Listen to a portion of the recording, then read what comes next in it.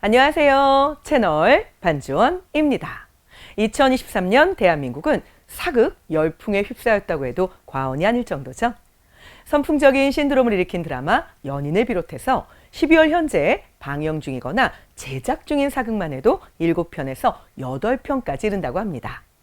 연인 이후에 큰 호평을 받고 있는 사극 중 하나는 바로 고려 거란 전쟁인데요. 거란과의 전쟁을 승리로 이끈 고려 황제 현종과 고려군 총사령관이었던 강감찬 장군의 이야기를 다루고 있습니다. 믿고 보는 사극 전문 배우 최수종 배우가 바로 주인공인 강감찬 역할을 맡고 있죠. 특히 고려가 거란을 상대로 펼치는 전투 액션 장면이 화려하고 스펙터클하게 연출되었다라는 평가를 받고 있는데요. 거란의 의복과 당시 사용했던 전쟁 무기 등을 철저한 역사적 고증과 함께 사실적인 배경까지 제시하면서 커다란 관심을 불러일으키고 있습니다. 강감찬 장군은 귀주대첩의 신화의 주인공이죠. 고구려의 을지문덕, 조선의 이순신 장군과 함께 나라를 구한 3대 영웅이라는 칭호까지 받고 있습니다. 태조왕건이 고려를 건국한 후에 거란과 외교적인 논란이 있었죠. 후대의 궁금증을 자아내는 외교적 미스터리, 바로 만부교 사건입니다. 거란이 보낸 사신 30명을 유배를 보내고 서물로 보낸 낙타 50피를 만부교 다리 밑에 묶어서 굶겨 죽인 사건인데요. 고려사에는 무도한 거란이 발해를 멸망시킨 탓이다 라고 적혀 있습니다. 낙타를 돌려보내지 않고 다리 밑에 묶어두었던 것에 대한 이유는 정확히 밝혀지지 않았는데요. 이 사건은 나중에 스노우볼이 되어서 고려를 압박하게 됩니다. 고려 7번째 왕이었던 목종은 18살 나이에 왕위에 즉위하게 되는데요. 왕이 어리다는 이유로 모후인 천추태후가 섭정을 하게 됩니다. 천추태후와 정부였던 김치향은 자신들 사이의 자식을 목종의 뒤를 이어 왕으로 만들고자 하는 계략을 꾸미게 되는데요. 건강이 좋지 않았고 신변의 위협까지 느꼈던 목종은 장수였던 강조에게 도움을 청했습니다. 강조는 고려 조정을 어지럽혔던 김치향 부자와 천추태후 일당을 물리쳤는데요. 그리고 고민 끝에 목종을 폐위시키고 왕족인 대량군을 왕으로 만들었습니다. 우여곡절 끝에 목종에 이어 현종이 드디어 즉위하게 된 것이죠. 거란의 왕은 목종을 끌어내린 강조의 정변을 구실로 고려를 침공했습니다. 이때 거란의 침입을 막아낸 아주 뛰어난 장수가 바로 고려에 있었으니 그 사람 누구일까요? 그렇죠. 강감찬 장군입니다. 오늘날 서울시 관악구에서 태어났는데요. 고려사에 강감찬의 탄생에 대한 재미있는 일화가 전해지고 있죠. 어떤 사신이 한밤중 큰 별이 어떤 집에 떨어지는 것을 보았다. 놀라 사람을 보내 찾아보게 하니 마침 그 집 부인이 사내를 낳았다. 아이의 기운이 대단해서 뛰어난 인물이 태어났음을 알 수 있었다. 그 인물이 바로 명재상이 된 강감찬이다.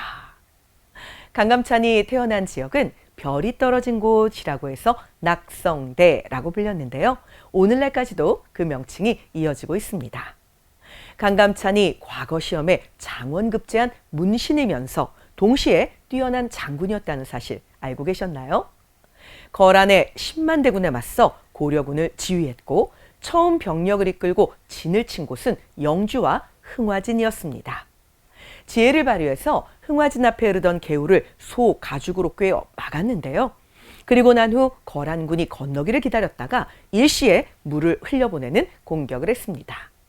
불의의 일격을 당한 거란군과 수배합은 큰 타격을 입었죠. 고려군의 끊임없는 기습에 거란군의 전인을 상실되었고 철군이 시작되었는데요. 강감찬은 기회를 놓치지 않고 군사를 매복시켜서 급습을 거듭했습니다. 그리고 귀주에서 마주치게 된 것이죠. 바람의 방향이 바뀌어 거란군이 있는 북쪽으로 불기 시작했던 바로 그때였습니다.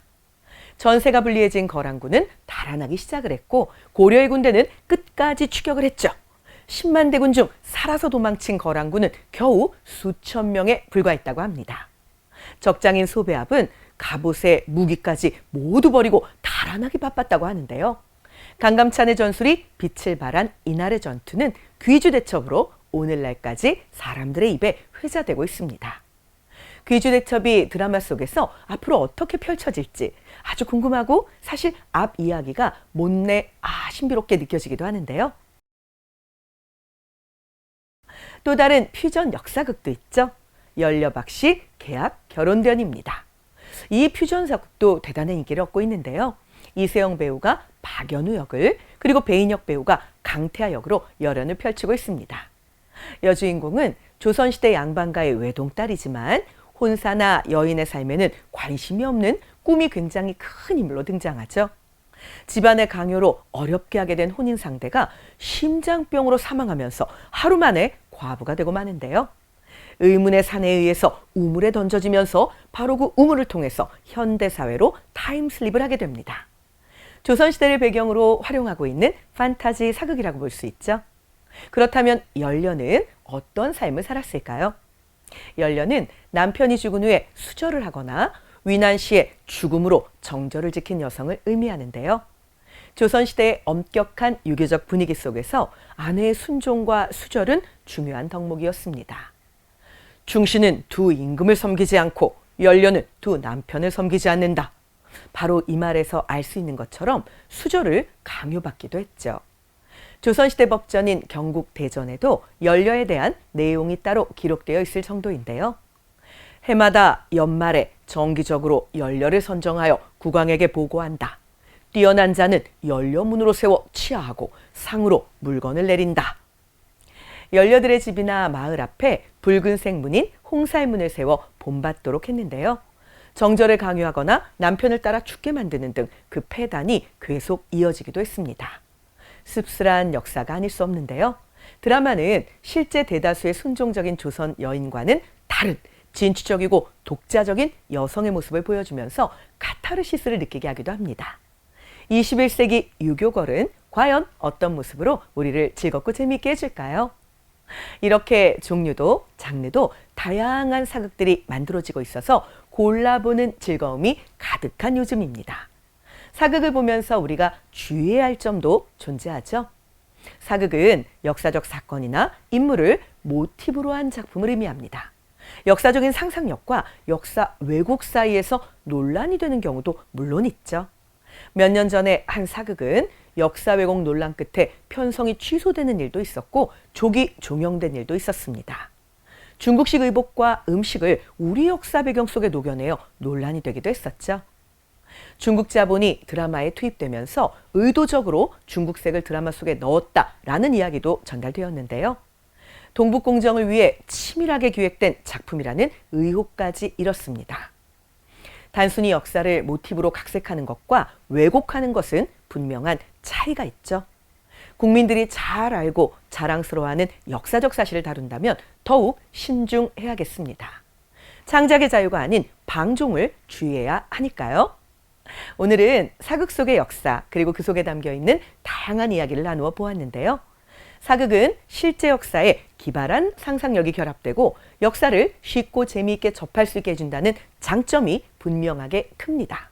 다만 사극 속의 모든 내용이 실제 역사적 사건은 아니기 때문에 시청자 스스로가 어느 정도 고증을 하고 그것을 거쳐서 받아들이는 습관을 들여야겠죠. 가끔 교과서 대신 사극으로 역사를 공부하려는 우리 학생들, 이 부분은 주의하셔야 합니다. 사극은 사극일 뿐 절대 시험 공부를 할 수 있는 교과서는 아니라는 점 주의하시고요. 오늘도 구독, 좋아요, 댓글, 알람 설정 해주고 계시다면 감사합니다. 오늘 이야기도 잘 들어주셔서 진심으로 감사합니다.